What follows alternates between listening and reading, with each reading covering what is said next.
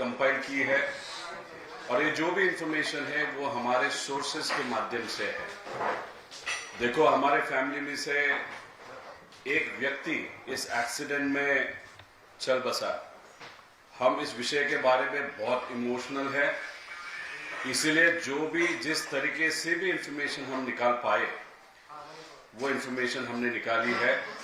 हम तो सरकार में नहीं है, लेकिन कोई भी विषय को लेके अगर आप आगे जाते हो, मन से काम करते हो, तो कुछ ना कुछ तो इंफॉर्मेशन हमारे पास आती है। उसके बेसिस पे ये प्रेजेंटेशन हमने बनाया है।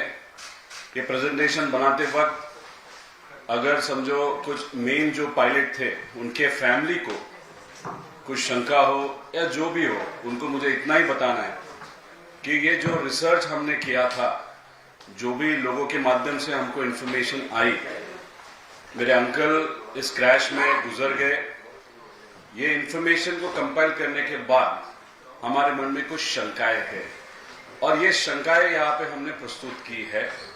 इसीलिए कोई भी अगर इस विषय को पर्सनल लेता है, उनको मुझे बताना है कि हमने भी ये विषय को पर्सनल लिया है।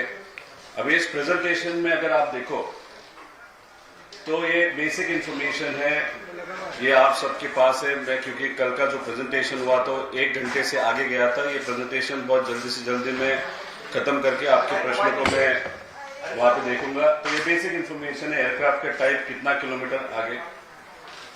अभी ये सबसे फास्ट है, 51,000 फीट पे चलने वाला एयरक्राफ्ट है। वैसे कंपनी कैनेडियन है, लेकिन ये एयरक्राफ्ट 2010 में यूएसए में बनाया गया था। 16 साल पुराना ये एयरक्राफ्ट है। आगे ये एयरक्राफ्ट का बेसिक डिजाइन है। लेफ्ट साइड का जो है वहां के आसपास, थर्ड जो आपको विंडो दिख रहा है उसके आसपास अजीत दादा वहां पे बैठे होंगे, ऐसे हम सबको लगता है। आगे ये शेयर होल्डर्स है, वहां पे विजय कुमार सिंह, सिम्मी सिंह जी उनकी वाइफ है, ये शेयर होल्डर है। विस्ता सेल्स प्राइवेट लिमिटेड में इतने सारे हैं, आप अगर डिटेल में जाओगे कंपनी लॉ बोर्ड तो आपको बहुत सारी इंफॉर्मेशन इस पे पता चल सकती है।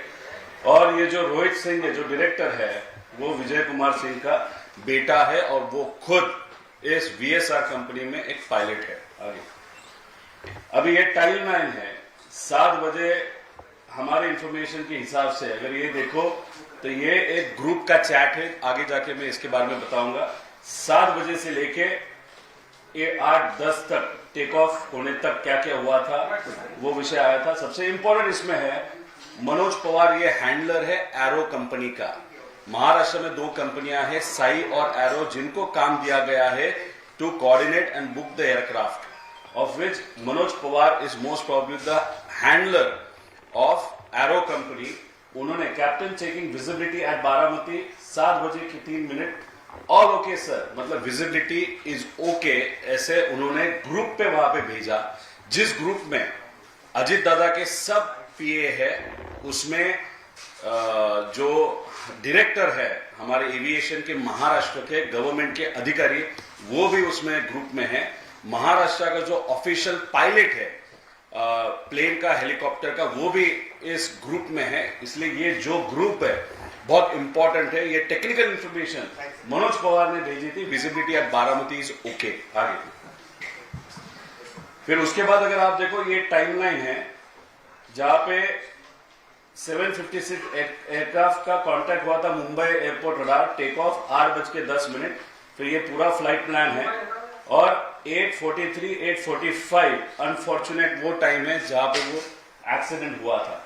अगर ये जो सॉफ्टवेयर है, अगर आप पायलट हो या you are owner of aircraft या उस सेक्टर में काम करने वाले व्यक्ति हो, तो आपको ये एक्सेस मिलता है, ये सॉफ्टवेयर का, ये ऐप का। उसमें आप सब इंफॉर्मेशन निकाल सकते हो।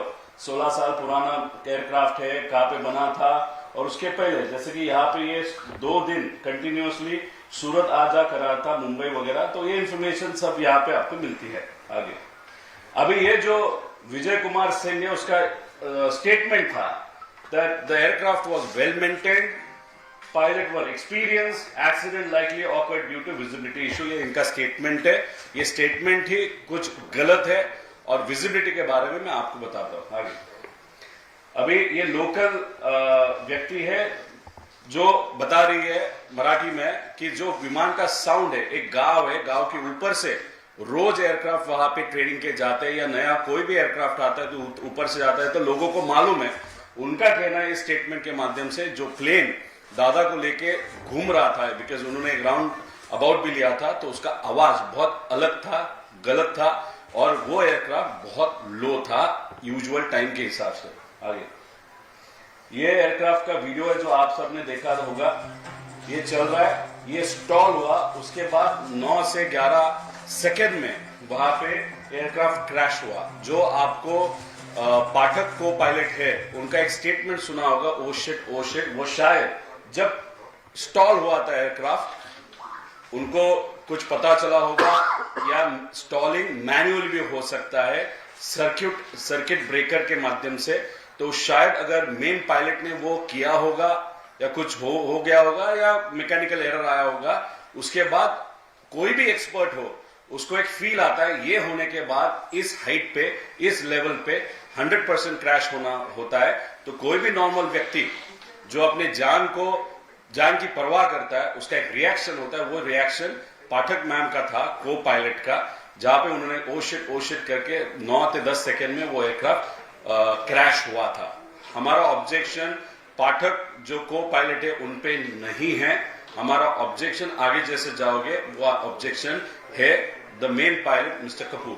आगे अभी ये है कि व्हाट फेलियर ऑकर्ड, मतलब ये मैकेनिकल एरर क्या था वो देखने की जरूरत है, इसलिए the investigation has to be good. उसी के बाद जो भी एयरक्राफ्ट अगर कहां से भी आता है तो उसका चेकअप करना पड़ता है। फ्लाइंग करने के पहले उसकी हेल्थ, जो मेंटेनेंस हेल्थ होती है, जैसे कि जो इंपॉर्टेंट वायर्स है, केबल्स है, हाइड्रोलिक्स है, ये सब कुछ चेक करना पड़ता है, हर रोज चेक करना पड़ता है before the aircraft flies. This is norm given by DGCA। अगर आप बहुत बड़े बिजनेसमैन हो, या आप जस्ट पायलट हो, या मैकेनिकल व्यक्ति हो, या ऑपरेटर हो, आपको ये चीजें देखनी ही पड़ती है। जो ये टेक लॉग सबसे इंपॉर्टेंट है, उसमें किसका सिग्नेचर था, रूटीन मेंटेनेंस किसने किया था, हेवी बेस करने वाले उनके मैकेनिकल जो एक्सपर्ट्स है वो कौन है जो सिग्नेचर कर, इस सब विषय के लिए एक सिग्नेचर होता है, एक डॉक्यूमेंट होता है, डॉक्यूमेंटेशन होता है, वो अभी इस इन्वेस्टिगेशन में देखने की जरूरत है, ऐसे हम सबकी मांग है। अभी ये है 2023 में 14 सितंबर 2003 में ये जो एक्सीडेंट हुआ था मुंबई में, उसका एक फुटेज है। अगर आप देखो तो फ्लैट रनवे है, वो प्लेन वहां पे, वो भी लेयर जेट का था, 45XR, थोड़ा सा बड़ा वहां पे था। तो अभी अगर आप देखो तो वहां पे ILS सिस्टम बारामती में नहीं है, बहुत सारी चर्चा वहां पे हुई थी।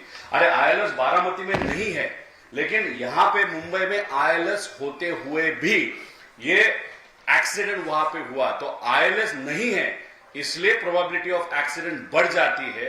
ये टेक्निकली अगर आप देखो तो वैसे नेसेसरी नहीं है, अगर pilot is a good pilot and experienced pilot. तो ये एयरक्राफ्ट एक्सीडेंट हुआ था। आगे अभी 2 साल में 2023 से लेके अब तक उस पर कोई भी इन्वेस्टिगेशन प्रोसीड नहीं हुआ था। ब्लैक बॉक्स में क्या आया था, कैसे हुआ था, कुछ भी नहीं हुआ था।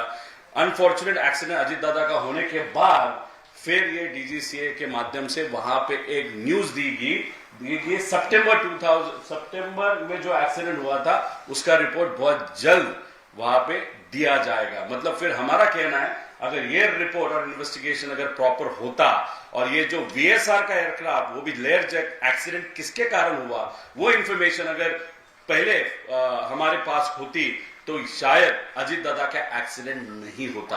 देखो, हम अजीत दादा हमारे में नहीं है, वो तो मुद्दा हम ले ही रहे, उसके बारे में इमोशनल है ही, लेकिन आज भी अगर आप देखो तो हमारे CM हो, हमारे मंत्री हो, हमारे नेता है, या कुछ दिन पहले हमको पता चला था सचिन तेंदुलकर जी दिल्ली आए थे, उन्होंने भी VSR का एयरक्राफ्ट वहां पे इस्तेमाल किया था।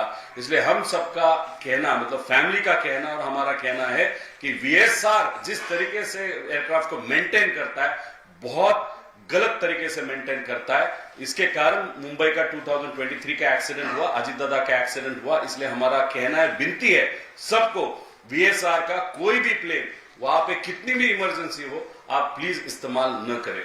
तो ये रिपोर्ट आता तो हमारे दादा आज रहते, ऐसे हम सबको लगता है। अभी EASA European aviation safety agency ने ये जो VSR का जो ऑपरेटर है उसको ये भेजा था कि बाबा ये एक्सीडेंट कैसे हुआ 2023 का, वो हमको बताओ। उसके बारे में कुछ इंफॉर्मेशन उन्होंने मांगी थी, लेकिन कुछ भी एक भी इंफॉर्मेशन वहां पे न DGCA के माध्यम से न VSR के माध्यम से वहां पे दी थी। तो EASA, क्योंकि ये बहुत बड़े एयरक्राफ्ट है, कुछ महीने पहले आपने देखा होगा कि एक बहुत बड़े क्रिकेटर को लेके मैं खुद मेरे कॉन्स्टिट्यूंसी में, वो भी बारामती एयरपोर्ट पे वहां पे लैंड हुआ, तो वो भी VSR का था। वो जो साइज के एयरक्राफ्ट है, लेगेसी हो या ग्लोबल हो, ये सब एयरक्राफ्ट यूरोप तक जा सकते हैं। इसलिए इन्होंने इंफॉर्मेशन न आने के कारण इसका जो थर्ड कंट्री ऑपरेटर का जो ऑथराइजेशन था वो कैंसिल किया था।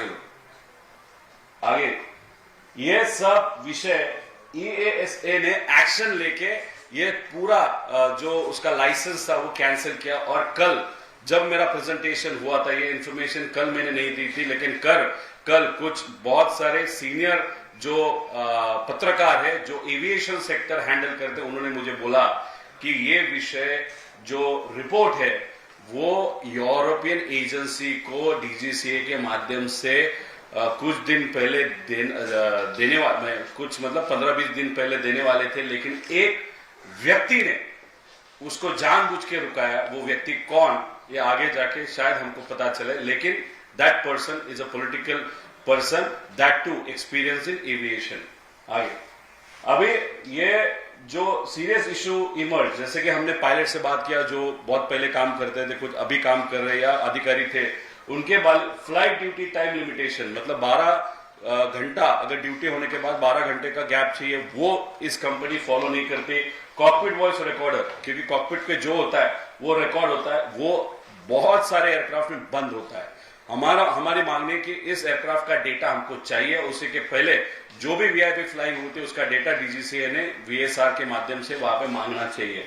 चेकलिस्ट टेक्लॉग ये मेंटेन नहीं करते, मतलब जो भी प्लेन फ्लाई होने के पहले उसका हेल्थ देखा जाता है, वो देखा नहीं जाता। उसका अलग अलग कारण वहां पे हो सकता है, स्टैंडर्ड ऑपरेटिंग प्रोसीजर नहीं है।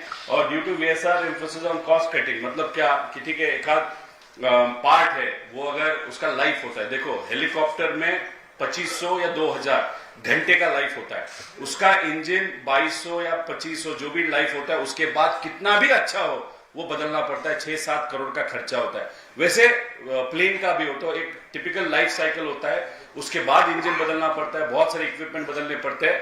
ये चीजें ये मेंटेन नहीं करते थे, या 100 घंटे का फ्लाइंग किया है तो वो दिखाते थे 50 घंटे का, बहुत सारा मैनिपुलेशन वहां पे होता था। और हमको जो पता चला है, इस DGCA के लोग ये सिंह के मित्र होने के कारण उसका लाइजनिंग इस एजेंसी के साथ, गवर्नमेंट एजेंसी के साथ अच्छा था, ऐसे हम सबको पता चला। आगे अभी गो अराउंड, एक तो गो अराउंड एक ही बार हुआ था। दूसरी बात एक आप जान लो, इधर देखो ये यहां से बारामती आने वाला था अजीत दादा को लेके, और विदीप जाधव का नाम वहां पे लिखा है। उसके बाद ये जाने वाला था हैदराबाद, शमशाबाद, उधर से वो पटना जाने वाला था। अगर ये फ्लाइट टेक्निकली गो अराउंड तो करने की उनको परमिशन नहीं थी, क्योंकि जब ATC से बात हुई थी 3000 विजिबिलिटी थी। कोई भी विमान ये DGCA कहता है, उसका रूल बुक है 5000, मतलब 5 किलोमीटर का विजिबिलिटी कम से कम चाहिए, तभी वो टेक ऑफ कर सकता है या लैंड हो सकता है। यहां पे निकलते वक्त भी जो विजिबिलिटी थी 3000 थी, लैंड करते वक्त भी 3000 थी। फिर इसने टेक ऑफ क्यों किया? अगर टेक ऑफ किया तो गो अराउंड किया, और एक बार क्यों नहीं किया? और कभी भी एक आध प्लेन उड़ता है, अगर कुछ भी एरर जो लैंडिंग एयरपोर्ट पे आता है तो उसको बैकअप एयरपोर्ट देना पड़ता है, जो शायद पुणे का था, तो वो पुणे क्यों नहीं लेके गए? ऐसे प्रश्न हम सबको वहां पे पड़ते हैं। आगे अभी देखो ये स्टॉल वार्निंग सिस्टम इसकी बंद थी, ऐसे हम सबका कहना है। ये अश्योर्ड है क्योंकि उनके कंपनी में काम करने वाले एक बंदे ने हमको बताया कि इसमें वो प्रॉब्लम था। और दूसरी बात, जैसे आपका एक वॉकी टॉकी होता है, आप बटन दबाते हो तो आगे वाले को आपका आवाज जाता है, लेकिन वो नहीं बोल सकता। वैसे प्लेन में PTT होता है, वो जो दबाना पड़ता है वो को पायलट दबाती है, तो या दबाता है, तो वो उसके हिसाब से वहां पे कॉकपिट में जो चर्चा है वो ATC को सुनाई देती है।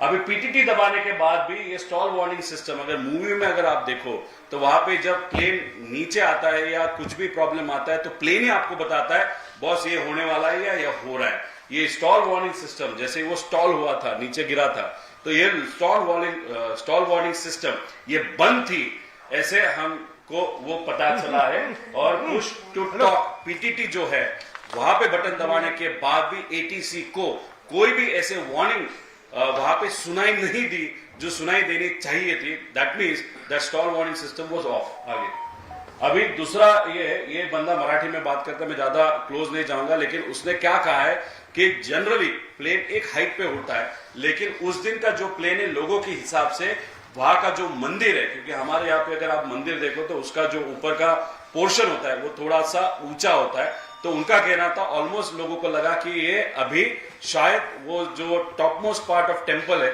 उसको वो टच होगा।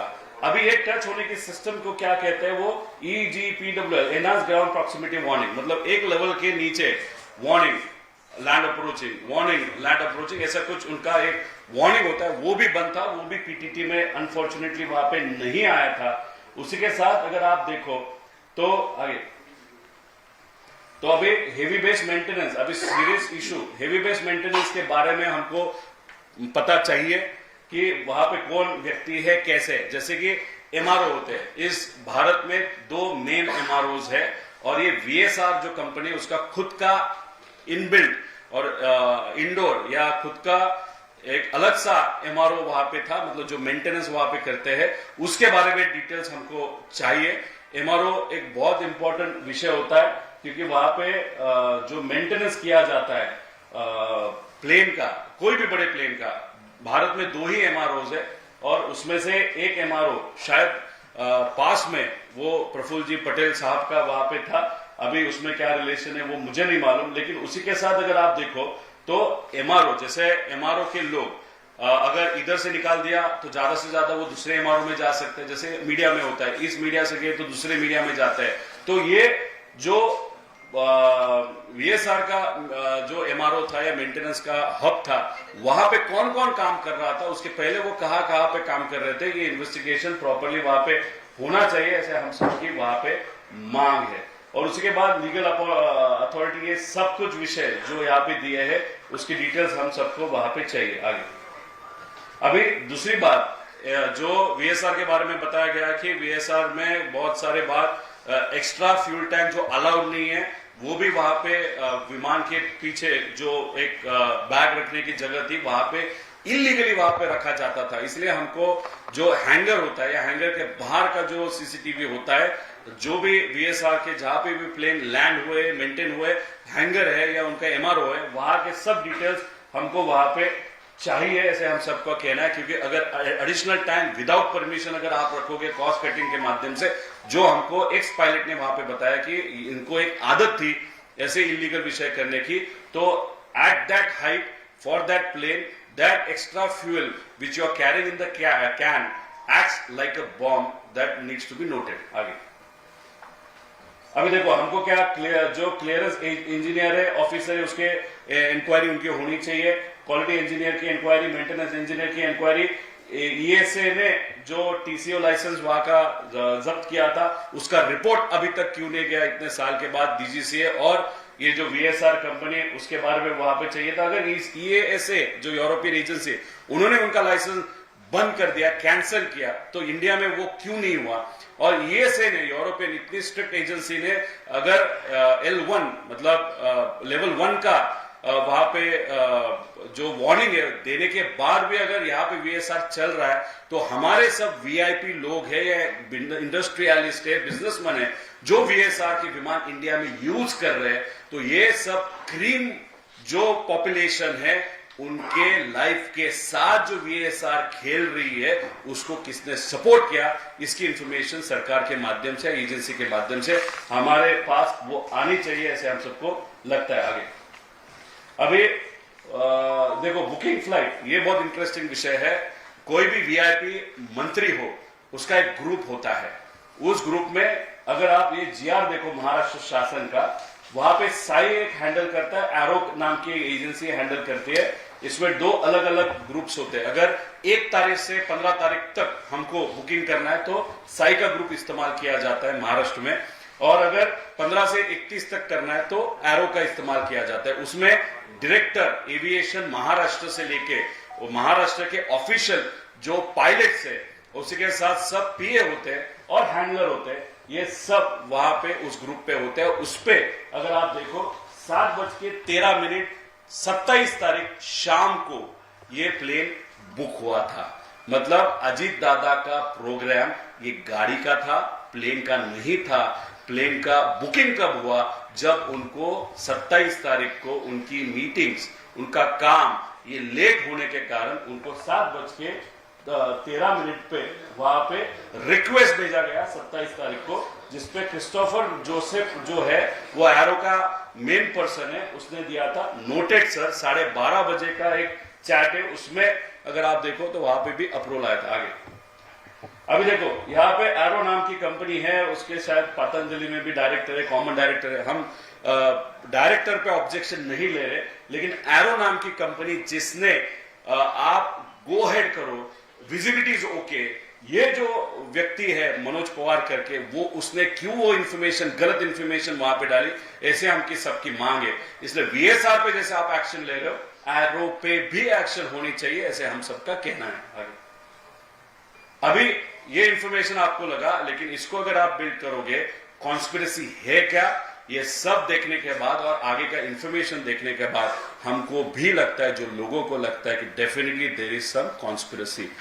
आगे अभी एक जब ये मैं रिसर्च कर रहा था, लोगों से बात कर रहा था, एक बंदे ने एक मोसाद नाम की इजराइल की जो एजेंसी है उसके बारे में एक बुक मुझे वहां पे दी, और उस बुक में एक पेज है, उस पेज में एक रेफरेंस है जहां पे एक एजेंट बोलता है कि डेगन नाम का एजेंट है, कौन है मुझे नहीं मालूम, लेकिन वो रेफरेंस ऐसे है कि सबसे बड़ा weapon which is the most important strategy to assassinate anyone is basically sometimes it's important it's most effective to kill the driver, and that means अगर आप गाड़ी चला रहे हो कोई और उसके पीछे अगर एक आध महत्वपूर्ण व्यक्ति बैठा है, अगर गाड़ी का स्पीड है तो बेस्ट है ड्राइवर को टारगेट करे। अगर प्लेन का ड्राइवर कौन है, वो पायलट होता है। आगे अभी ये लोगों के मन में है कि शेड्यूल क्यों चेंज हुआ, why did he stay back on 27, that is a basic प्रश्न। अभी देखो जो स्टोरी लाइन हुआ, मैं किसी पे ऑब्जेक्शन ले रहा हूं या उनके ऊपर मैं मतलब ये इन्वेस्टिगेशन उनके ऊपर जानी चाहिए ऐसे नहीं कह रहा हूं, लेकिन 27 को क्या हुआ और 28 को क्या हुआ, ये 2 चीजें मैं आपको बताऊंगा। 27 को कैबिनेट की बैठक महाराष्ट्र में अजीत दादा और सब मंत्रियों की थी, 12 साढ़े 12 बजे वो खत्म हुई होगी। दादा ने अपने स्टाफ को बताया था कि 5 बजे तक गाड़ियां रेडी रखो, शायद पुणे जाना पड़ेगा। 3-4 घंटा मैं मेरे घर पे बैठ के ऑफिस का काम, पार्टी का काम, कुछ नेता, एक अलग नेता, ये 2 नेता है। कल प्रेस कॉन्फ्रेंस में एक नेता था, लेकिन अभी 2 नेता है। एक नेता मुझे मिलने आएगा और एक कुछ ऑफिस का स्टाफ है, कुछ कंसल्टेंट के बारे में चर्चा है। वो चर्चा करने के बाद 5 साढ़े 5 बजे हम पुणे गाड़ी से जाएंगे और वहां से फिर हम बारामती दूसरे दिन 28 तारीख को जाएंगे। ऐसा बेसिक प्लान अजीत दादा का वहां पे था। अगर दादा का प्लान प्लेन से फ्लाई करना होता तो 27 तारीख को सुबह, दोपहर को या 26 तारीख को दादा का 28 तारीख का सुबह का प्लेन वहां पे बुक होता। लेकिन वो कब हुआ? 27 तारीख शाम को 7:13 में वो प्लेन बुक हुआ, क्योंकि दादा की मीटिंग्स ये एक्सटेंड होती गई। जो नेता, जो अलग नेता वहां पे आया था, वो कुछ उनके पॉलिटिकल चर्चा थी, और सबसे इंपॉर्टेंट चर्चा देखो, दादा के साथ लास्ट 4 to 5 मंथ्स में बहुत उनके साथ था, उनके साथ चर्चा करता था। जो कल एक प्रेस कॉन्फ्रेंस है, उस प्रेस कॉन्फ्रेंस में मैं जो विलीनीकरण का विषय वो आपको डिटेल में बोलूंगा। दादा बहुत ओपनली मेरे साथ बात करते थे, और उसी के साथ जब भी मेरे साथ करते थे, उनके जो बहुत प्राइवेट और इम्पोर्टेंट जो पीए और उनके साथ 20 साल से काम करने वाले लोग वहां पे थे, इसलिए वहां पे क्या चीजें हो रही है उसकी इंफॉर्मेशन डेफिनेटली हमारे पास वो आती थी। मतलब हम सर्विलेंस करते थे वैसे नहीं, प्यार से आती थी इंफॉर्मेशन, वहां पे हमको मिलती थी। तो वहां पे जो चर्चा 27 तारीख को चल रही थी और शायद वो हीटेड चर्चा थी, एक पॉलिटिकल कंसल्टेंसी के बारे में उनका जो सर्विसेज है वो सर्विसेज अपने को कैंसिल करने पड़ेंगे, ऐसी भूमिका अजीत दादा की वहां पे थी। क्योंकि इतने सारे पैसे देने के बाद भी अगर परफॉर्मेंस वहां पे मिल नहीं रहा तो वो सर्वे के लिए ही वो एजेंसी इस्तेमाल करेंगे, लेकिन पॉलिटिकल एडवाइस के लिए नहीं। और वो चर्चा जो 5 साढ़े 5 बजे तक होनी चाहिए थी, खत्म होनी चाहिए थी, वो चर्चा बहुत लेट तक वहां पे गई। एक नेता वहां पे था, दूसरा नेता शायद जो था वो फोन पे था। फोन पे दादा से बात होने के बाद एक कोई तो फाइल थी, जो फाइल शायद 10 दिन के बाद 15 दिन के बाद वो सिग्नेचर हो सकती थी, लेकिन कहा गया कि कुछ भी करो लेकिन ये फाइल पे आज साइन करना पड़ेगा। दादा की आदत अगर आप देखो तो इमीडिएटली कोई भी फाइल वो पेंडिंग नहीं रखते थे, तो उनको लगा उनके घर में वो फाइल है, लेकिन माहिती इंफॉर्मेशन निकालने के बाद वो फाइल मंत्रालय में थी। मंत्रालय से वो फाइल उस ट्रैफिक में घर पे लाई गई और लाने के बाद वो एक्चुअली सिग्नेचर वहां पे हुआ, और उसके कारण जो लेट हुआ तो दादा के पास दूसरा कोई ऑप्शन नहीं था। इसीलिए उसके बाद दादा ने निर्णय लिया कि आप एक काम कीजिएगा, प्लेन वो बुक कीजिएगा। फिर उसके बाद प्लेन वहां पे बुक किया गया। अभी किसने उनको कहा या सजेस्ट किया वो मैं तो नहीं बता सकता, उसके बारे में इंफॉर्मेशन मेरे पास नहीं। जो इंफॉर्मेशन मेरे पास थी वो आपको बताई। फिर 27 तारीख के बाद 28 तारीख का प्रोग्राम मैंने आपको बताया था कैसे कैसे वो फ्लाई किए, इसलिए ये 27 और 28 का विषय वहां पे है। आगे तो अभी दादा, इसमें दादा मराठी में बोलते हैं कि मैं कैप्टन की सुनता हूं। कैप्टन अगर बोलेगा तो अरे मराठी है, छोड़ना। दादा ने वहां पे बोला है कि दादा ने वहां पे बोला मैं कैप्टन की सुनता हूं, कैप्टन जो बोलता है वो मैं करता हूं। और हमने खुद के आंखों से देखा था, दादा एक डबल इंजन हेलीकॉप्टर से जब ट्रैवल कर रहे थे मुंबई से लेकर पुणे तक, लोनावला में वहां पे फॉग सिचुएशन हर वक्त रहती है, बहुत बार होती है, तो दादा ने वो हेलीकॉप्टर टर्न करने बोला था, वापस वो गाड़ी से वहां पे आए थे। दादा कभी भी प्लेन के साथ या हेलीकॉप्टर के साथ रिस्क नहीं लेते थे। जो भी कैप्टन बोलता है वो सुना जाता है। अगर आप वो ग्रुप के बारे में देखो, वो ग्रुप पब्लिक है, ग्रुप का भी इन्वेस्टिगेशन करना है तो करना चाहिए वो ग्रुप। और दूसरा ग्रुप में आगे जाके आपके बोलने वाला हूं, तो उसमें वो जो हैंडलर है मनोज करके, उसने कहा था कैप्टन से मेरी बात हो गई है, द वेदर इज ओके। उसके बाद दादा वहां घर से निकले and then unfortunately this accident has happened. तो यहाँ पे दादा बोल रहे कि मैं कैप्टन की सुनता हूं, कभी भी वहां पे रिस्क नहीं लेता, जैसे वो बोलते हैं वैसे मैं करता हूं। आगे क्योंकि बहुत सारे लोग बोले कि दादा ने प्रेशराइज किया, दादा कभी भी फ्लाइट वाले को या पायलट को या कैप्टन को प्रेशराइज नहीं करते थे। अब ये टोटल शेड्यूल है, यहाँ पे अगर आप देखो तो कैप्टन मदन और कैप्टन यश ये शायद पहले एलोकेट किए थे इस प्लेन को, और फिर आगे जाओ, फिर वो बदले गए कैप्टन कपूर और कैप्टन पाठक। अभी उसमें क्या बताया गया कि जो पहले वाले कैप्टन थे वो ट्रैफिक में वहां पे अटक गए थे, इसके कारण अभी सुबह 6:30 बजे कहां पे ट्रैफिक बम्बई में आए, तो सीसीटीवी देख लो क्यों है। उनकी वाइफ जो है मतलब कैप्टन मदन, उनके वाइफ ने ट्वीट किया था मेरे हस्बैंड को कुछ नहीं हुआ, प्लीज आप कंडोलेंसेस मैसेजेस हमको मत भेजो। मतलब वहां पे लोगों को भी लगा, चर्चा भी हुई थी कि शायद कैप्टन मदन ही है, लेकिन कैप्टन मदन नहीं थे, कैप्टन कपूर थे और पाठक वहां पे थे। आगे देखो Manoj Pawar, good morning, all crew reach airport 7 बजे। अभी 7 बजे जो क्रू है नया वाला वो पहुंचा था, तो किसने बताया कि जो पहला वाला क्रू था वो ट्रैफिक में अटका है? तो 7 बजे तो पहुंचे, दादा 8 बजे वहां पे पहुंचे। तो why this all communication miscommunication is happening through VSR, ऐसा हम सबका प्रश्न है। और वो जो भी है ट्रैफिक वगैरह उसकी डिटेल्स हमको चाहिए, CDR हमको चाहिए। आगे ये हमारे है सब ट्रैफिक, CCTV कैमरा चाहिए, CDR चाहिए। अगर वो अटके थे तो इमीडिएटली इमरजेंसी बेसिस पे को पायलट पाठक और द मेन कैप्टन कपूर वो कहां से आए थे। और ऐसी भी चर्चा है शायद कपूर के एक दोस्त के माध्यम से कि वो हांगकांग गया था, हांगकांग से आया था। वो हांगकांग से अगर आया था, कब आया था, कैसे आया था, उसके पहले कौन सी फ्लाइट उसने की थी, ये सब इंफॉर्मेशन हम सबको चाहिए। इसके लिए ये जो स्पीड है इन्वेस्टिगेशन का बहुत स्लो है, इसलिए सरकार को, केंद्र और राज्य सरकार को हम विनती करते हैं इसमें डिटेल में जाने की जरूरत है और जल्द से जल्द इसका इन्वेस्टिगेशन होने की जरूरत है। देखो अभी ये कैप्टन सुमित कपूर, इसका 2010 में दारू पी के वो टेस्टिंग, ये कमर्शियल पायलट था पहले, मतलब बड़ी बड़े एयरक्राफ्ट हैंडल करता था, वहां पे वो पकड़ा गया। उसके बाद वापस अगर आप देखो तो 17 में पकड़ा गया। उसके बाद उसका 3 साल के लिए उनका जो लाइसेंस था फ्लाइंग वो स्थगित किया गया था। फिर उसके बाद अगर आप देखो तो हमने जो सुना है, उसके जो पास वाले लोग थे, यूएस को कभी भी कोई भी प्लेन जब आप उड़ाते हो, नया प्लेन अगर आपको चलाना है, जैसे सब अगर लेयर जेट में चलाता हो और ग्लोबस मुझे चलाना है तो ग्लोबल के ट्रेनिंग के लिए मुझे जाना पड़ता है। ऐसे लेयर जेट की ट्रेनिंग के लिए यूएस, क्योंकि ये फैक्ट्री यूएस में, कनाडा की कंपनी लेकिन यूएस में फैक्ट्री, तो यूएस गए तो हमने जो सुना है कि वहां पे इन्होंने इतनी दारू पी थी कि वो लेयर जेट की जो फैक्ट्री है बम्बार्डियर, वहां पे ट्रेनिंग के लिए भी यूएस में होते हुए भी जा नहीं सके। ऐसी इंफॉर्मेशन हमको मिली है, इसका सोर्स देखने की जरूरत है, लेकिन जो जो हमारे पास आया वो आप सबको बताया गया।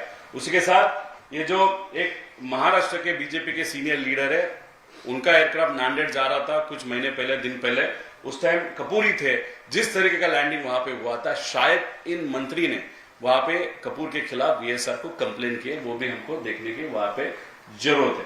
तो हमारा सबका कहना है, इतना अगर बैकग्राउंड खराब है तो वीआईपी फ्लाइंग के लिए कोई भी क्रिकेटर हो, बिजनेसमैन हो, अजीत दादा जैसा नेता, उद्धव ठाकरे साहब हो, सीएम हो, सीएम का भी उन्होंने फ्लाइंग किया है, डीसीएम का, दूसरे डीसीएम का फ्लाइंग एकनाथ शिंदे जी का किया है। तो ऐसे बैकग्राउंड वाले व्यक्ति को इतने बड़े वीआईपी का फ्लाइंग क्यों दिया गया, ऐसा हम सबका कहना है। आगे अभी देखो ड्रग पायलट, ये जो है ये इंटरनल जो वीएसआर है उनका एक ग्रुप है, उस ग्रुप की चैट हमारे पास जो आई है, कैसे आई क्या आई उसके बारे में नहीं बताऊंगा, लेकिन जो भी है वो है। अगर देखो तो कैप्टन सिंह खुद बोलता है कि बॉस एक फ्लाइंग हमारा कैंसिल हुआ है क्योंकि एक बंदा पायलट बैडली ड्रंक वहां पे था। फिर वो सिगरेट वगैरह के बारे में बोलते, और नीचे देखो, मे आई रिक्वेस्ट और roast what ever my dearest colleagues, captain सरी का नाम लिया है, कैप्टन रंधवा जी को जो भी है, और एक स्टार मार्क करके वहां पे लिखा है कैप्टन सुमित द ग्रेट।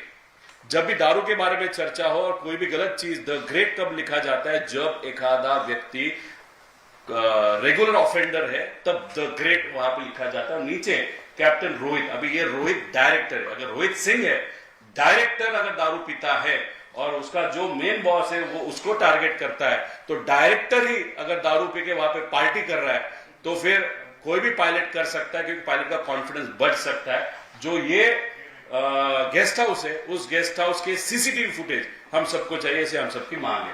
आगे अभी देखो दूसरे company owner send this message, और एक ग्रुप है, वहां पे क्या दिखा गया कि यहाँ पे कैप्टन सिंह बोल रहे ये जो भी है, हाँ ये देखो, you will please you be sober, do not do evening stunts, let me know. मतलब किसको? कैप्टन सुमित भाई, मतलब कपूर। फिर कपूर ने नीचे लिखा है कॉपीड सर। अगर उन्होंने गलत एलिगेशन किया होगा कि तू दारू नहीं पीता, तू ये मतलब दारू पीता है, अगर ये दारू नहीं पीता होगा तो बोलेगा सर आई डोंट ड्रिंक, पर वहां पे ये जो विषय लिखा था उसने सुमित ने रिप्लाई, कपूर ने जो रिप्लाई किया कॉपीड सर, मतलब he knew he was at fault many a times. आगे ब्रेथ एनालिसिस का रिपोर्ट चाहिए, अभी जो हमको पता चला उसका फोटो भी निकलता है, उसका सीसीटीवी फुटेज भी हमको चाहिए। आगे अभी देखो पीआईबी ने जो रिपोर्ट किया था, डीजीसीए ने जो बताया उसके हिसाब से रिपोर्ट किया था, टाइम किया था 8:18 पे, और ये जो प्लेन है बारामती एटीसी के कांटेक्ट में आया था। लेकिन एटीसी का ट्रांसक्रिप्ट अगर देखो, वहां पे हमारे स्टैम्प ट्रांसक्रिप्ट हमारे पास है, टाइमिंग है 8:19। लोग बोलेंगे 1 मिनट का क्या फर्क पड़ता है, ये इतना फास्ट एयरक्राफ्ट है, 1 मिनट में 15 किलोमीटर ट्रैवल करता है, 1 मिनट का 1 सेकेंड का भी इंपैक्ट होता है। स्टॉल होने के बाद 9 सेकेंड में प्लेन वहां पे क्रैश हुआ था, 9 सेकेंड में ये चीजें हो सकती है, इसलिए 1 मिनट का फर्क, ये जो पीआईबी को डीजीसीए ने इंफॉर्मेशन जो दी उसमें और जो ट्रांसक्रिप्ट हमारे पास है उसमें फर्क क्यों है, ऐसे हम सबका कहना है। आगे अगर उसी के साथ अगर देखो 8:44 में वो क्रैश हुआ था, इसके वो अंदाज है, लेकिन अगर 8:44:13 पे जो पाठक को पायलट है उनका कहना है ओ शिट, उसके बाद 7-8 सेकेंड में वो क्रैश हुआ था, मतलब 44.20 सेकेंड्स, मतलब 44 मिनट्स का ये बात कर रहे पीआईबी, और जो ट्रांसक्रिप्ट है वो बोल रहा है 8:44.20, 20 सेकेंड, मतलब 5-6 किलोमीटर का ट्रैवलिंग वो हो सकता है, कुछ बहुत सारी चीजें वहां पे हो सकती है। तो ये जो टाइमिंग का फर्क है वो क्यों, ऐसा हम सबकी माननी है। आगे अब ये देखो, ये क्या होता है कि कोई भी फ्लाइट जब फ्लाई होता है तो रडार, उसका जो फ्लाइट का रडार होता है वो कनेक्टेड होता है। अभी अगर आप देखो तो यहाँ पे ये सब है। अभी लोग बोलेंगे टाइमिंग गलत है, वैसे नहीं होता। ये यूटीसी टाइम जो होता है वो 3.13, उस पर 5 घंटा ऐड करोगे तो ये जो एंड है टाइम 8:43 आगे लो। अभी ये रडार सिस्टम जो है, ऐसा रिपोर्ट होता है, वो रिपोर्ट हमारे पास आया है, जो मैंने आपको एक वेबसाइट दिखाई थी, सॉफ्टवेयर दिखाया था, उस पर वो इन्फॉर्मेशन है। लेकिन इसका जो ट्रांसपॉन्डर होता है रडार के साथ जो कनेक्ट करता है, वो मैन्युअली शायद 1 मिनट पहले बंद किया था, और वो बंद करने के कारण लास्ट हमको 1 मिनट पहले का उसका हाइट पता है, उसका स्पीड पता है, वो अलाइन हुआ था कि वो अलाइन हुआ था, मतलब जो लैंडिंग जो स्ट्रिप है उसके साथ। लेकिन 1 मिनट में क्या हुआ वो हमको पता नहीं चल रहा। हमारा कहना है कि ट्रांसपॉन्डर ये विमान के अंदर से जानबूझ के बंद किया गया था, ताकि उसका रिकॉर्ड कहां पे कोई न रहे। तो ट्रांसपॉन्डर क्यों बंद किया, ऐसी हम सबकी मांग है। आगे अभी देखो, ये this is the tallest part, जो लोग बोलते हैं hill side, this is 11 number this strip and this is 29। तो एक ही स्ट्रिप है, लेकिन एक साइड को 11 नंबर बोलते हैं, दूसरे साइड को 29 नंबर बोलते हैं। अभी देखो, ये है 11, तो यहाँ पे हाइट है, और ये है 29, ये एमआईडीसी की बाजू है, ये फ्लैट है, जैसे मुंबई का फ्लैट था वैसे। अगर 29 पे लैंड होता तो इतना बड़ा एक्सीडेंट नहीं होता, शायद आज अजीत काका, अजीत दादा हमारे पास होते।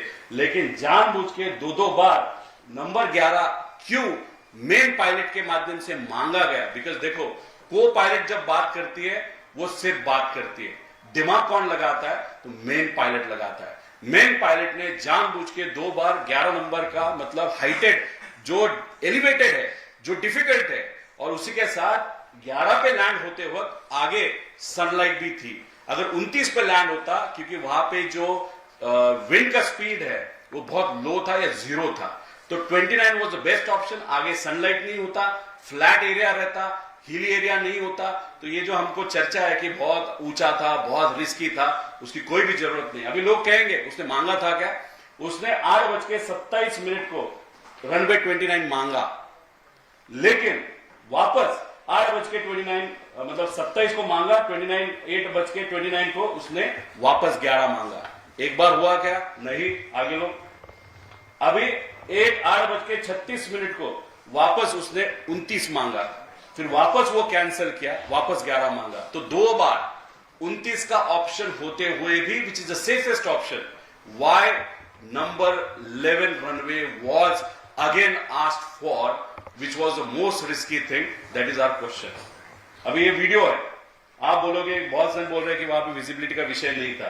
देखो, ये जो कर्सर है वो वीडियो शायद आपने देखा, प्ले करो ना,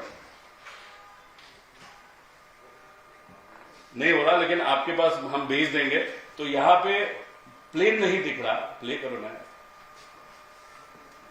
अभी वहां पे देखो, ये कुछ लाइन आई, फिर बॉम्ब ब्लास्ट हुआ, प्लेन नहीं दिखा, लाइन दिखी। तो लाइन क्या है वो भी हमारा कहना है, वो आग है या रिफ्लेक्शन है, वो हमको देखने की जरूरत है। ये वीडियो किसी के पास नहीं था, कल से ये वीडियो आप सबके पास आया होगा, वो हमने वहां से एयरपोर्ट के यहां से निकाला है।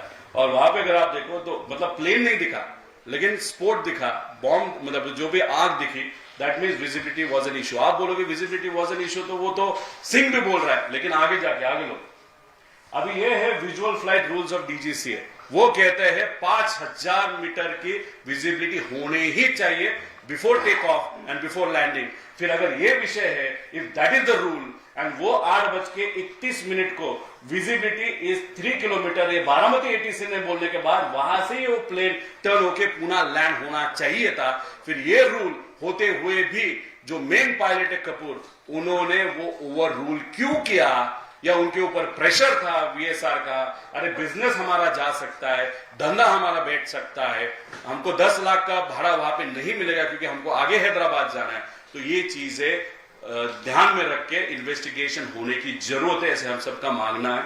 और उसी के साथ ये रूल होते हुए भी अगर आप देखो वो हैंडलर जो कपूर है एरो का, उसने वहां पे बताया कि विजिबिलिटी इज क्लियर।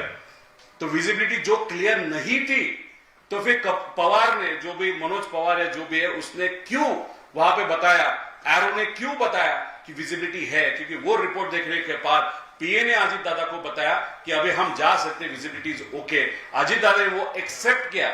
कैप्टन ने उनको शायद बोला होगा कि इट्स ओके ओके, लेकिन एटीसी ने वो ओके कभी नहीं किया था। फिर ऐसा क्या हुआ, क्यों विजिबिलिटी न होने के बाद भी जानबूझ के वहां पे बताया गया कि विजिबिलिटी इज ओके? ऐसा हम सबका प्रश्न है। आगे, और ये टेम्पल के ऊपर से गया आगे, मतलब टेम्पल के ऊपर से गया, क्लोज से गया। अभी देखो यहाँ पे अगर ये नॉर्मल मैंने आपको दिखाया तो वहां पे थ्रेशोल्ड, वहां पे कभी भी प्लेन लैंड नहीं करना होता है। उसके आगे एक एमिंग पॉइंट होता है, उसके हिसाब से प्लेन लैंड करना पड़ता है। जैसे ये थ्रेशोल्ड है, लेकिन अगर लास्ट 1 मिनट का ट्रांसपॉन्डर बंद होने के बाद हमको हाइट मालूम नहीं, लेकिन अगर प्लेन जो टेम्पल है उसके ऊपर से बहुत नजदीक से गया, जो यूजुअल नहीं है, that is something which is abnormal after you talk to all the villagers. So that means ये प्लेन ट्रांसपॉन्डर बंद करने के बाद जानबूझ के इस हाइट पे लिया गया था कि आगे जाके ये जो हिली एरिया है वहां पे अगर ये प्लेन उस रनवे पे जाता भी था तब भी ये रनवे पे लैंड नहीं होता, वो हिली एरिया का जो ये बाजू है वहां पे लैंड होता था। मतलब मन में था या प्लान किया था या ऐसे क्या हो गया कि वो शायद उनके दिमाग में था कि कोई भी हालत में प्लेन को क्रैश ही करना है, उस एंगल से उसकी हाइट नीचे की थी क्या, और वो हाइट किसी को भी पता न चले, इसलिए ट्रांसफॉर्मर बंद किया था का ट्रांसपॉन्डर। फिर ऐसा हुआ क्या कि को पायलट पाठक जब उनको दिखा कि ये कुछ तो गलत हो रहा है, उनके माध्यम से फिर बचाने की कोशिश, फिर उसके बाद वो स्टॉल हुआ क्या, मतलब लेफ्ट को गया था क्या, मतलब को पायलट पाठक की कोई भी गलती नहीं, ऐसे हम सबका कहना है। लेकिन कपूर के मन में शायद ऐसे था कि ये कोई भी हालत में क्रैश करना, ऐसी शंका है। ये शंका किसको ये क्लियर करनी है? तो इन्वेस्टिगेशन एजेंसी को क्लियर करनी है, ऐसे हम सबकी मांग है। क्योंकि 11 चाहिए 2 बार बताया गया, 29 का ऑप्शन होने के बाद भी ट्रांसपॉन्डर वहां पे बंद किया था। और उसी के साथ पीटीटी के माध्यम से हमको पाठक का आवाज वहां पे सुनाई दे रहा था, जो हमको पता चला है। लेकिन वहां पे जो कपूर है उसका एक भी बार आवाज नहीं आया था। अगर आप भी गाड़ी चलाते वक्त कोई भी रिक्शा वाला अचानक से बीच में आता है, कोई भी व्यक्ति वहां पे बीच में आता है, या कोई भी एनिमल बीच में आता है, तब भी हमारा रिएक्शन, हम गाली देते हैं या कुछ बोल देते हैं, या मन में जो भी होता है वो बोल देते हैं, बक देते हैं। यहाँ पे नेचुरल रिएक्शन पाठक का था, because maybe she had nothing in her mind, she was just flying like a normal जो रूटीन था। शायद इनके मन में, जो कपूर के मन में कोई तो कुछ तो था, कुछ तो प्रेशर था, जिसके कारण उनका एक भी बार आवाज नहीं आया। तो वो सो रहे थे क्या, या उनके हेल्थ को कुछ हुआ था, या जानबूझ के उन्होंने डिसाइड किया था कि अभी क्रैश ही करना है।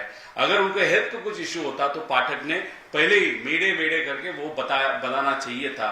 लेकिन मेडे जो टेक्निकल वर्ड है वो इस्तेमाल इसलिए क्यों नहीं हुआ, क्योंकि अचानक से वो जो मेन पायलट है उसके माध्यम से कुछ हुआ होगा, जो पाठक को पता चला होगा कि ये अभी हाथ से हमारे गए, तो इसलिए उनका normal natural reaction as a normal human being वो था।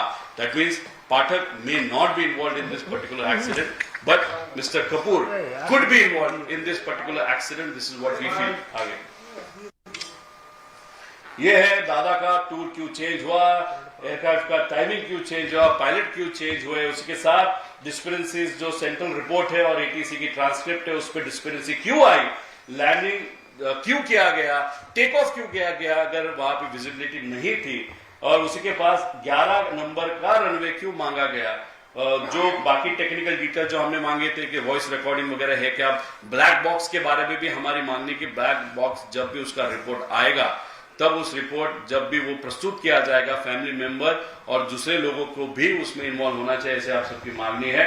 और ये पायलट कुछ भी बात नहीं कर रहे थे, ये भी हमारा सबका कहना है। ये जो लोअर एल्टीट्यूड जो नीचे आया गया वो ट्रांसपॉन्डर बंद किया गया, ऐसे बहुत सारे विषय आ गए। तो ऐसे बहुत सारे, दूसरी फॉरेंसिक टीम जो वहां पे आई थी वो शाम को आई थी, इतना बड़ा नेता वहां पे एक्सीडेंट हुआ है, तो फॉरेंसिक टीम, जैसे हम पुणे से अगर बारामती रीच होना है तो हमको 2 घंटा लगता है, लेकिन हम इतना इमोशनल थे कि ड्राइवर को बताने के बाद हम 1 घंटा में पुणे से वहां पे जो हॉस्पिटल में वहां पे पहुंचे थे 1 घंटे में। तो ये तो अर्जेंसी थी कि हम प्यार करते थे, वो हमारे अंकल थे, हमारे नेता थे, इसलिए हम पहुंच गए। तो आप 3 घंटे में पहुंचो, शाम को पहुंचने की क्या जरूरत थी। और दूसरी बात, जो लोगों के मन में, शायद मैं कल भूल गया था बोलने में, जो डॉक्टर से हम बात कर रहे थे, दादा की जो बॉडी थी वो स्वेल हुई थी। मैंने पूछा ये आग जब हम एक्सपीरियंस करते तो स्वेल होती है क्या? उन्होंने कहा हाँ स्वेल बॉडी होती है, लेकिन अजीत दादा की बॉडी ये अब नॉर्मली ज्यादा स्वेल हुई थी। वो क्यों हुई थी वो भी देखने की वहां पे जरूरत है। उसके साथ वो कंपनी VSR जो भी व्यक्ति है उस पर वहां पे गुना दाखिल होना चाहिए, जो भी मालिक है, और उसके जो भी टेक्निकल स्टाफ से लेकर सबका इंक्वायरी होना चाहिए। जो लोग उनको छोड़ के गए उनका भी इंक्वायरी, लेकिन अच्छी तरीके से, to know what were the faults of VSR। और VSR का बिजनेस अभी से अभी आज के बाद बंद होना चाहिए, क्योंकि ये रिस्क है ऑल VIPs के लिए, क्योंकि ये बंदा कभी भी वहां पे मेंटेन नहीं करता, ये कॉस्ट कटिंग वहां पे करता है। उसी के साथ ये जो AAIB जो ये है DGCA का, वो प्रॉपरली वहां पे, मतलब ये गवर्नमेंट का एजेंसी है तो डाउट बहुत सारे होते हैं। लोगों का कहना है इनके माध्यम से करो। महाराष्ट्र सरकार ने CID, मतलब CID सबसे बड़ी महाराष्ट्र की एजेंसी है, हम धन्यवाद करते हैं CM साहब के कि उन्होंने वो एक्सेप्ट करके CID को दिया, लेकिन CID को टेक्निकल चीजें नहीं पता चलने वाली, तो उनको जो एडिशनल हेल्प चाहिए वो सेंट्रल एजेंसी से मिल सकता है, CBI से मिल सकता है। CID तो चाहिए, सेंट्रल एजेंसी पे अगर CBI जैसी वहां पे इन्वॉल्व हो तो चाहिए, लेकिन हमारी मांग ऐसी है, आगे लो, यहाँ पे नेशनल ट्रांसपोर्टेशन सेफ्टी बोर्ड, ये जो US का है, क्योंकि ये प्लेन US में बना था, कैनेडियन कंपनी लेकिन US में बना था, तो वो एजेंसी को आप ला सकते हो। फ्रांस की जो एजेंसी है उसको भी आप इन्वॉल्व कर सकते हो, जो सिविल एविएशन सेफ्टी फ्रांस। उसी के साथ यूके भी AAIB एजेंसी है, वो भी, इसमें से 2 एजेंसी कंपल्सरीली CID के साथ, CBI के साथ, DGCA के साथ, ये तीनों में से 2 कंपनी इन्वॉल्व होनी चाहिए, ऐसी मांग वहां पे फैमिली और लोगों के तरफ से वहां पे मैं यहाँ पे कर रहा हूं। आगे अभी ये जो है, वो जो भी इंफॉर्मेशन हमारे पास आई उस इंफॉर्मेशन के माध्यम से वहां पे हमने ये प्रस्तुत की। उसी के साथ आज दिल्ली आने का कारण, कल दोपहर शाम को सुप्रिया ताई जो हमारी आंट है, वो MP है, हमारे पक्ष के नेता है, उन्होंने अमित जी शाह साहब का टाइम मेरे बिहाफ वहां पे मांगा है। 4-5 बजे तक हम यहाँ पे वेट करेंगे, तब तक हमको लगा कि आपसे हम बात करें। उसी के साथ अमित शाह भाई के साथ अगर चर्चा हुई तो हम रिक्वेस्ट करेंगे उनको कि इन्वेस्टिगेशन ये प्रॉपर होना चाहिए।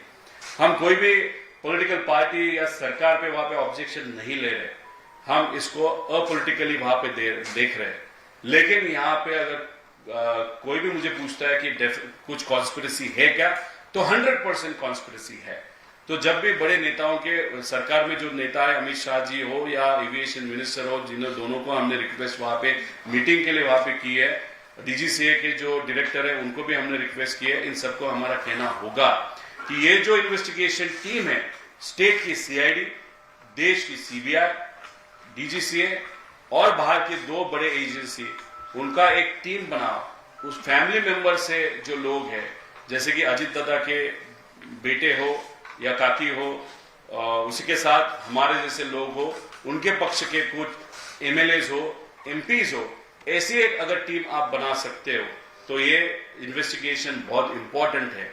इससे दादा तो वापस आने नहीं वाले, लेकिन हमारे सबके मन में जो शंका है वो शंका पूर्ण होना, उसको आंसर मिलना बहुत इंपॉर्टेंट है। क्योंकि इस तरीके से हम ध्यान में, एक मन में एक शंका, एक क्वेश्चन है, और इस क्वेश्चन को लेते हुए आगे वाली जिंदगी हम जी नहीं पाएंगे। इसलिए इस क्वेश्चन के सब आंसर मिलने की वहां पे जरूरत है, तभी हम शांत वहां पे बैठ सकते हैं, महाराष्ट्र शांत वहां पे हो सकता है। और उसका सबसे बेस्ट माध्यम है ये हमारी जो मांग है, उस मांग के हिसाब से वहां पे इन्वेस्टिगेशन होने की जरूरत है। सिंह बहुत पहुंचा हुआ व्यक्ति है, वो इंफॉर्मेशन वहां पे छुपा सकता है, मैनिपुलेट कर सकता है, डॉक्यूमेंट्स मैनिपुलेट हो सकते हैं। इसके पहले भी वो हुए थे। और ये जो यूरोपियन एजेंसी ने 2023 का जो वहां पे एक्सीडेंट हुआ था, उसका जो डॉक्यूमेंट, उसका इन्वेस्टिगेशन कंप्लीट है ऐसे हम सबको पता चला है। लेकिन वो इंफॉर्मेशन किसने रुकाया, क्यों रुकाया गया, क्यों का भी आगे के 1 महीने में हमको उसका रिजल्ट चाहिए। लोग बहुत कुछ बोलते हैं, जैसे कि कुछ लोगों का कहना है ब्लैक बॉक्स में कुछ इंफॉर्मेशन नहीं आया, ऐसे होता ही नहीं, इंफॉर्मेशन मिलता है। लेकिन जो गुजरात का एक्सीडेंट हुआ था उसमें पार्ट इंफॉर्मेशन लोगों के सामने आया था, थोड़ा थोड़ा वहां पे आया था। इसमें हमारी मांग है कि पूरी इंफॉर्मेशन हमारे सामने वहां पे आनी चाहिए। लोगों का ये प्रश्न है। उसी के साथ जो हमको लोगों ने बताया कि प्लेन का 50 करोड़ का वहां पे इंश्योरेंस लिया गया था, वो सीरियसली लिया गया था कि प्लेन की अगर कीमत आप 16 साल पहले की कीमत की निकालोगे 35 to 40 करोड़ से उसके आगे नहीं। और जो पायलट्स है उनके भी 1.5 से 2 करोड़ या 3 करोड़ इंडिविजुअल पायलट का वहां पे इंश्योरेंस है। इसके बारे में भी इंफॉर्मेशन हम सबको चाहिए। लेकिन इस एक्सीडेंट को कोई भी लाइटली नहीं लेना चाहिए। अनफॉर्चुनेटली 13-14 दिन में जिस तरीके का इन्वेस्टिगेशन होना चाहिए वो अनफॉर्चुनेटली नहीं हुआ। अभी एक्सपेडाइट करने की जरूरत है, ऐसी हमारी, लोगों की और महाराष्ट्र की और सबकी वो मांगे। ये इस प्रेस कॉन्फ्रेंस के माध्यम से आप सबको बताना था। धन्यवाद। मेरा एक सवाल है, एक मिनट सवाल है, मेरा भी एक सवाल है। एक तरफ सुनेत्रा पवार और बच्चों के साथ में और दूसरी तरफ आप इसको तरह की कंट्रोवर्सी लगा रहे हैं, तो आपको क्या कहना है कि आप? देखो, मेरे को कुछ नहीं कहना, मेरे मन में डाउट है, महाराष्ट्र के लोगों के मन में डाउट है, और हमारा अगर आप स्वभाव देखें, कुछ मन में है हम बोल के दिखाते हैं। उस तरीके से हमारे मन में जो भी डाउट है वो हमने बोल के दिखाया। अगर आप उस फैमिली की बात करो तो उनके अमोल मिटकरी और 2-3 लोगों ने कल सीएम साहब से मीटिंग की है। उन्होंने भी वहां पे कहा कि इन्वेस्टिगेशन होना चाहिए। जब मैं पार से मिला था, पार से जब बात हुई थी 13 दिनों में, तब उसके भी मन में बहुत सारे प्रश्न हैं। शायद इसी के कारण अमोल मिटकरी, ठोमरे मैडम, उसके बाबा पाटिल और 2-3 जन कल जाके सीएम साहब से मिले होंगे। मतलब पार वो जो सुनेत्रा काकी है उन्होंने शायद उनको बताया होगा, इसलिए वो कल गए थे। हम हमारा काम वहां पे कर रहे हैं और तब तक करते रहेंगे जब तक असलियत लोगों के सामने नहीं आती। रोहित, मेरा सवाल, जब पहला एक्सीडेंट आया था तो ममता बनर्जी ने सबसे पहले कौन सा जो आपने आखिरी पिक्चर दिखाई है रनवे 11 की, जो एज है, जो टेबल टॉप है और उसके बगल में जो आपको नजर आ रही है, डीजीसी ने ये वाली पिक्चर, डीजीसी ने फ्यूचर को लेकर के कहना था कि ऊपर से जो विजिबिलिटी लो होती है तो यूजुअली पायलट को ऑप्टिकल इल्यूजन लगता है। आप कह रहे हैं कॉन्स्पिरेसी थ्योरी है, लेकिन हो सकता है कि एक्सीडेंट। डीजीसी ने बताया ना, उनका ही रूल बताया ना, 5000 मीटर के पहले लैंड करना ही नहीं, टेक ऑफ नहीं करना। फिर क्यों टेक ऑफ हुआ वो क्वेश्चन आप नहीं पूछ रहे डीजीसी को, या डीजीसी उसके बारे में नहीं बता रही। उसी के साथ ट्रांसपॉन्डर जो होता है वो क्यों बंद किया गया था, वो प्लेन इतना लो क्यों गया था। उसी के साथ उसके पास ऑप्शन था, फ्यूल भी था कि वो वापस पुणे जाके वहां पे लैंड हो सकता, क्यों नहीं लैंड हुआ। ऐसे बहुत सारे प्रश्न है। इसलिए ऐसे सिर्फ स्टेटमेंट देके डीजीसी अगर इस इन्वेस्टिगेशन से भागना चाहती है वो हम होने नहीं देंगे। ये सब प्रश्न है, वो एक्चुअल प्रश्न है, टेक्निकल चीजें है। मेरा उनको कहना है कि आप सिर्फ खारिज करने के लिए इसका अपोजिट रिएक्शन मत देना। मैं रिक्वेस्ट कर रहा हूं, मेरा ऑब्जेक्शन है डीजीसीए पे या क्वेश्चन मार्क है, ऐसे नहीं। डीजीसीए भी अच्छी ऑर्गेनाइजेशन है, लेकिन जिस तरीके का इन्वेस्टिगेशन हम सब ने किया है उस तरीके का या उससे अच्छा इन्वेस्टिगेशन यहाँ पे होना चाहिए, ऐसी हम सबकी मांग है। रोहित, मेरा एक सवाल है सबसे पहले कि पवार साहब ने जो एक्सीडेंट के बाद रिएक्शन दिया था, उन्होंने कहा था ये हादसा है, तो जो आपने कहा क्या इसमें पवार साहब की सहमति है? दूसरी बात, आपने कहा कि कंस्पिरेसी थ्योरी है, तो क्या एक फाइल की चर्चा हो रही है कि कोई 100 करोड़ से ज्यादा की फाइल दादा के पास थी, क्या उस वजह से हो सकती है? या आपने एक पॉलिटिकल कंसल्टेंट के एजेंसी की नाम की, उसका नाम क्यों नहीं ले रहे हैं? उसका नाम हम सब चाहते हैं, क्या वो उसका भी कुछ उसमें हाथ हो सकता है, या फिर इसका मतलब पॉलिटिकल है, दोनों एनसीपी के मर्जर से हो सकता है? नहीं, जो भी पॉलिटिकल कंसल्टेंट शायद आपको मालूम है, लेकिन एक चीज मालूम नहीं होगी, उस कंसल्टेंट के पास भी 2 हॉकर नाम के प्लेन है। शायद वो लास्ट 6 मंथ्स में 7 मंथ्स में उसने खरीदी की है। कौन से पार्टी के साथ उनका कॉन्ट्रैक्ट था, उस कॉन्ट्रैक्ट के माध्यम से इतना सारा पैसा आया, उसके कारण अगर आपने प्लेन लिए होंगे तो बहुत बड़ा इंपॉर्टेंट कॉन्ट्रैक्ट हो सकता है। वही कॉन्ट्रैक्ट अगर कैंसिल होगा तो कितना बड़ा लॉस हो सकता है। उसी के साथ पवार साहब के बारे में अगर बात करो तो पवार साहब ने रिएक्शन दी थी 6 से 7 घंटे बाद, इसलिए वो जो इन्फॉर्मेशन थी जो मेरे पास है 13 दिन के बाद, वो इन्फॉर्मेशन साहब के पास नहीं थी। उसी के साथ अगर आप देखो तो पवार साहब बहुत बड़े नेता है, उनको मालूम डेफिनेटली होगा कि दादा बहुत पॉपुलर नेता थे। दादा का ध्यान होने के बाद वहां पे लोग लाखों में आएंगे। अगर इनकम्प्लीट इंफॉर्मेशन में पवार साहब ने एक अलग स्टेटमेंट वहां पे दिया होता, वो लाखों 5-6 लाख लोग जो वहां पे आए थे, अगर वो गलत तरीके से वहां पे रिएक्ट करते या इमोशनल होते तो चीजें वहां पे केंद्रीय मंत्री भी थे, राज्य के मुख्यमंत्री भी थे और बहुत बड़े नेता थे, अलग अलग पार्टी के लोग आए थे। तो इनकम्प्लीट इंफॉर्मेशन पे स्टेटमेंट देना ये कभी बड़ा नेता पवार साहब जैसा नहीं करता। और यहाँ पे हम जो बात कर रहे हैं वो स्टडी करने के बाद जो भी डाउट है वहां पे आपके सबके माध्यम से एजेंसीज के सामने, लोगों के सामने वहां पे मान रहे हैं। दूसरी बात, पवार साहब को एक प्रेजेंटेशन दिखाया था क्या? तो नहीं दिखाया था, पवार साहब की हेल्थ खराब होने के कारण। लेकिन दूसरी बात आप सबको बताता हूं कि जब भी आज तक मैंने स्टेटमेंट दिया रोहित पवार करके, तब भी 7 सालों में एक भी कंट्रोवर्सी मेरे स्टेटमेंट के कारण नहीं हुई। न पवार साहब ने मुझे कहा कि ये तू क्यों बोला, किस लिए बोला। तो अगर उन्होंने उनका स्वभाव जानते वक्त उन्होंने आज तक मुझे नहीं टोका, दैट मीन्स उनका पूरा विश्वास मेरे स्टेटमेंट में, मेरे विचार पे और जिस तरीके से मैं रिसर्च करता हूँ उस पर शायद उनका विश्वास होने के कारण आज तक उन्होंने नहीं टोका। और इस बारे में भी उनके पास उनका कोई भी ऑब्जेक्शन नहीं। ऐसे कुछ लोगों से जो पवार साहब के साथ अभी है, उनके साथ बात करने के बाद मुझे पता चला है। एनसीपी मर्जर का क्या होगा? मैं कल 12 तारीख है, उस दिन पॉलिटिकल विषय पे, खास करके मर्जर पे बात करूंगा और उस पे पॉलिटिकल क्वेश्चंस आपके जो भी है वो क्वेश्चन में लूंगा। दिल्ली में करेंगे 12 आज शाम तक अगर मुझे अपॉइंटमेंट नेताओं की मिली तो मैं रुकूंगा, नहीं तो फिर मुंबई जाके वहां पर प्रेजेंटेशन लूंगा। आज अगर अपॉइंटमेंट मिली या कल सुबह तक मिली तो प्रेजेंटेशन यहाँ पे ही, अगर यहाँ पे जगह मिली तो, नहीं तो कोई और जगह पे। लेकिन प्रेजेंटेशन तो 12 तारीख को मतलब कल 100% होगा, मतलब होगा और इस तरीके से डिटेल में होगा। जगह तो मिल जाएगी, बताएंगे आप। रोहित जी, जो आपने दिखाया उसमें सुरेंद्र पवार जी की या पार्थ पवार जी की सहमति है, उनसे कोई बात हुई है? देखो, वो पार्टी अलग है, मेरी पार्टी अलग है। फैमिली करके 13 दिन हम सब साथ में थे, तब जब भी अनऑफिशियली बात होती थी या कैजुअली बात होती थी तब पार्थ या जय के मन में डेफिनेटली शंका है। अगर वो शंका नहीं होती तो उनके पार्टी के आमदार एमएलए कल जाके सीएम को तो नहीं मिलते विदाउट परमिशन, इसलिए उनके मन में भी शंका है। लेकिन पॉलिटिकल कॉन्स्पिरेसी इसमें है ऐसा हम सबका कहना नहीं। हम सबका कहना है तो कॉन्स्पिरेसी डेफिनेटली है, लेकिन वो क्या है, किसके कारण ये हुआ, क्यों किया गया, ये बहुत सारे जो प्रश्न है उसके तो उत्तर मिलने चाहिए। इसलिए हमारा रिक्वेस्ट सेंट्रल गवर्नमेंट और स्टेट गवर्नमेंट और एजेंसीज को है कि आप और अच्छे टेक्निकल एजेंसीज को इसमें इन्वॉल्व करो। थाईलैंड या कहाँ पे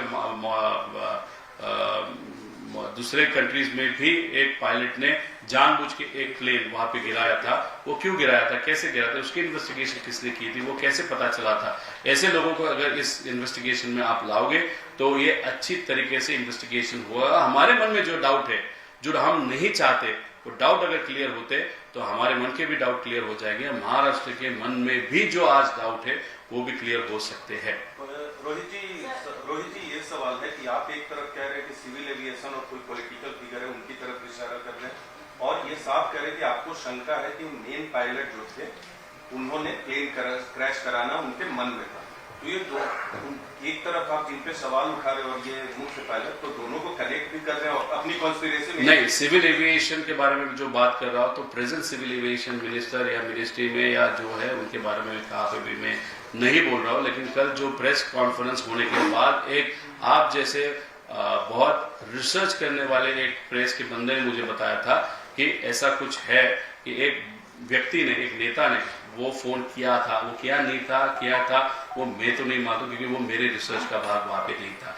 इसलिए मैं जो यहाँ पे बोल रहा हूँ, ये कोई भी please note, this is not, I am not hinting towards a political conspiracy, but what I am saying is कि there is definitely something wrong which has happened and due to which my uncle has lost his life. एक second part था इसी का, आपने कई तकनीकी सवाल उठाए, जो मूल सवाल है आपके 4 या 5 या जितने भी आप बता सकते हैं, दोहरा सकते हैं, जो मूल सवाल है आप इस पूरे मामले में चाहते हैं, क्योंकि बहुत सारे ये देखो VSR ये जो कंपनी है वो गलत तरीके से प्लेन का मेंटेनेंस करती थी, शॉर्टकट्स करती थी, कॉस्ट कटिंग करती थी, उसके कारण भी ये एक्सीडेंट हुआ होगा, उसके पहले वाला भी एक्सीडेंट ये हुआ होगा। दूसरा जो यूरोपियन एजेंसी का इन्वेस्टिगेशन है उसका रिपोर्ट अभी तक क्यों नहीं गया?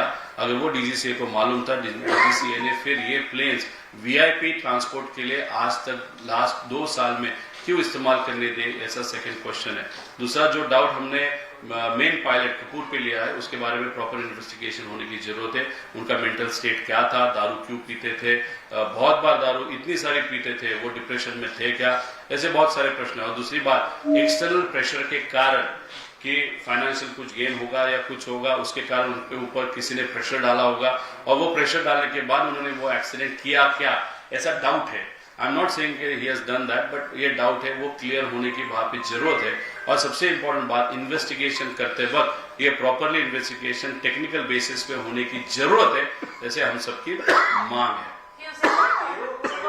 और दूसरी बात, जो भी हमने व्हाट्सएप ग्रुप के जिक्र यहाँ पे किया है, जैसे इंटरनल जो VSR कंपनी का जो ग्रुप है व्हाट्सएप का, उसका प्रॉपर थोरो इन्वेस्टिगेशन होने की जरूरत है। वो अभी शायद डिलीट करेंगे सब चैट्स, लेकिन व्हाट्सएप के सब चैट्स हम एक्सट्रैक्ट कर सकते हैं, वो इन्फॉर्मेशन लेने की जरूरत। उसी के साथ जो एरो नाम की कंपनी, उनका जो चैट हुआ था, उस चैट को भी प्रॉपरली इन्वेस्टिगेशन करने की जरूरत है। जो हैंडलर है, उस हैंडलर ने वहां पे क्यों बताया कि weather is okay to fly, उसी के साथ 5000 का विजिबिलिटी न होने के बाद भी टेक ऑफ क्यों हुआ, वो पहला प्रश्न है, और लैंड क्यों किया गया, वो दूसरा प्रश्न है। There was a report you said that was supposed to be submitted, but it was stalled by an individual who was very much experienced in aviation, and you mentioned that he also has good political experience as well. What kind of report was it, and what was the association of this? That report was about this European agency who asked VSR and DGCA about the accident which happened in 2023. That report was not sent deliberately. That is what I understand from a press person who happened to be an expert in aviation. And yesterday that person told me this, gave me this information.